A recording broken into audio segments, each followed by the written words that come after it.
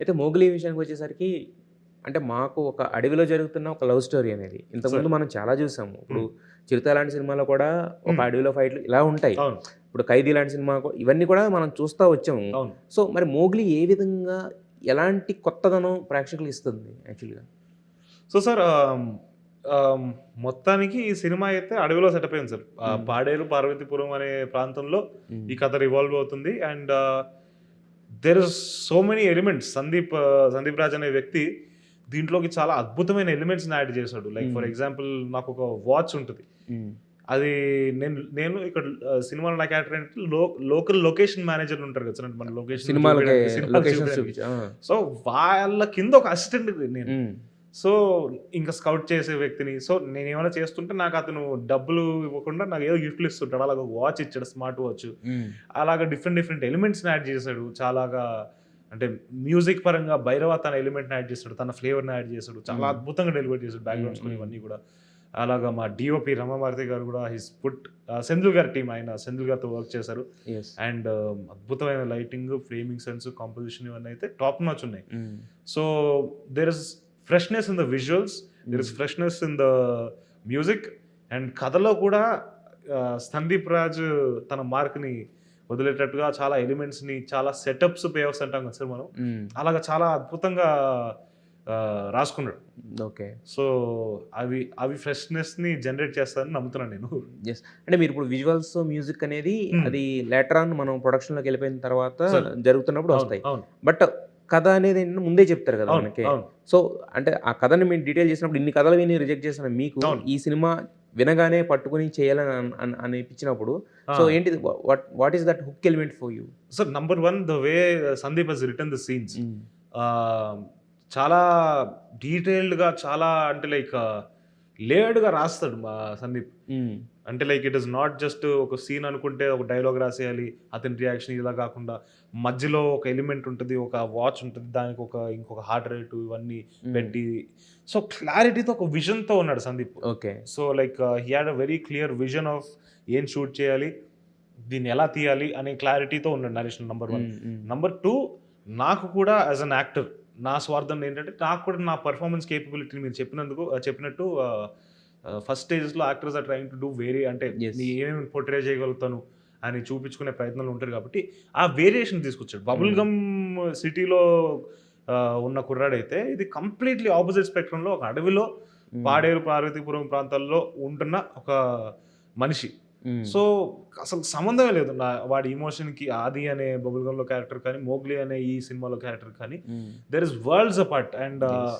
That really excited me. And hmm. ఇప్పుడు యాస కూడా తీసుకుంటే ఇప్పుడు మనకి తెలంగాణ యాసని బబుల్ గమ్‌లో హ్మ్. వాడాం. వాడారు. హ్మ్. ఇప్పుడు దీంట్లో ఇప్పుడు వైజాగ్ యాస ఇన్కార్పొరేట్ చేసుకున్నాం. ఎందుకంటే మన పాడేరు వీటికి వైజాగ్ క్లోజ్ ఉంటది. ఆ యాక్సెంట్ అక్కడ ఎక్కువ రన్ అవుతూ ఉంటది కాబట్టి. యెస్. సో, అది కూడా నాకు ఒక additional layer to showcase that okay. హ్మ్. ఇది కూడా చేయగలుగుతాడు ఈ హ్మ్. మనిషి అని అనిపిచ్చి, అలా చాలా చాలా ఇంకా చాలా థింగ్స్ సందీప్ నాకు ప్రెజెంట్ చేశాడు. ఇదిగో ఇది నీ ఇది. బుఫే. నీకు హ్మ్. ఇది తినొచ్చు, ఇది తినొచ్చు, ఇది ఇది తినొచ్చు, ఇది ప్లాటర్ తినొచ్చు, నీకు. ఇది ప్లాటర్ అన్నట్టు నాకు పెట్టేసరికి ఓకే. యెస్. ఇంత హ్మ్. అద్భుతమైన ప్లాటర్ నా ముందర పెడితే నేనెందుకు రిజెక్ట్ చేస్తానని నేను అనుకున్నా. బట్ ఎంత అద్భుతమైన ప్లాటర్ పెట్టినా మనకు కావాల్సిన గులాబ్ జాము, ఐస్ క్రీమ్ ఏదో ఉంటది.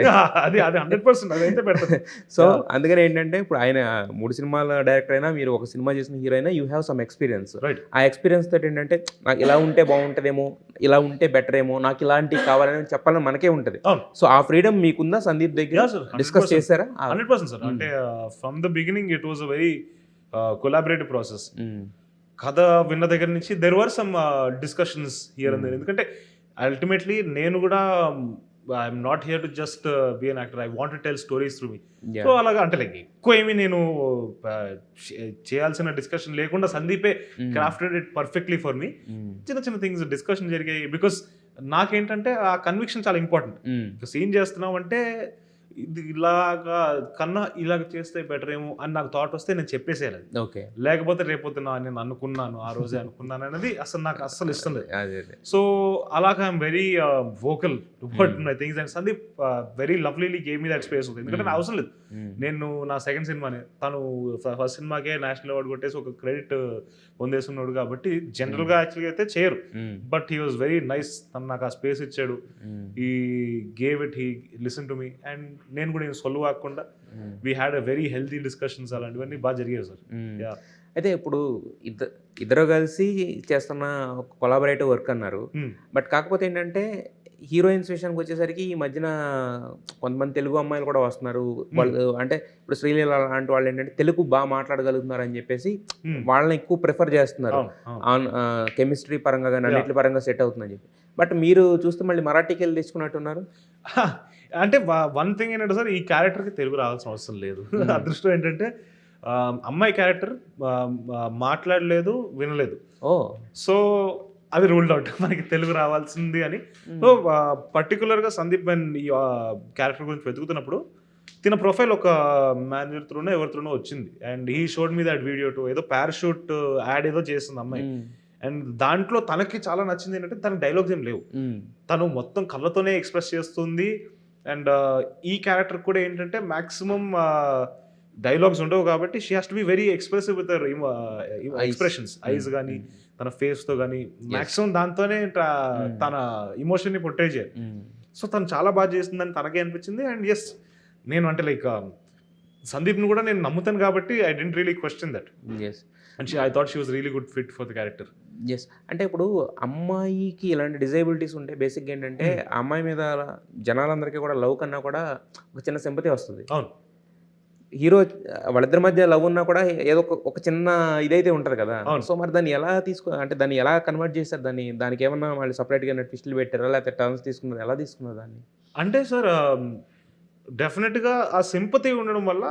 అండ్ ఈ క్యారెక్టర్ కూడా, మోగ్లీ అనే క్యారెక్టర్ కూడా స్టార్టింగ్ నుంచి is a very innocent fellow. వీడు పార్వతీపురంలో అడవిలో వాడు సొంతంగా ఉంటున్నాడు. కానీ వీడికి ఏంటంటే వీడు అనాథ. సో వీడికి ఎవరు స్పెసిఫిక్గా లేరు. సో హీస్ ట్రైయింగ్ టు, వాడు ఎలా అంటుంటే ఒక డైలాగ్ కూడా ఉంది, మనకి ఏం జరగకపోతే మన కాళ్ళపైన పడిపోయినా ఒప్పించేస్తాం కదా అని వీడి డైలాగ్ ఉంది. సో వీడు ఎలా అంటుంటే is very ready to do anything for that validation or love. So అంత లవబుల్ క్యారెక్టర్ వీడు కూడా ఉన్నప్పుడు ఇద్దరికి సింపతి క్రియేట్ అయ్యి వీళ్ళిద్దరు లవ్లో పడడం అనేదే బ్యూటీ అని నేను నమ్మాను. Okay okay. సో అలాగా అది మంచిగా బ్లెండ్ చేశారు అనిపించింది సందీప్. ఎస్.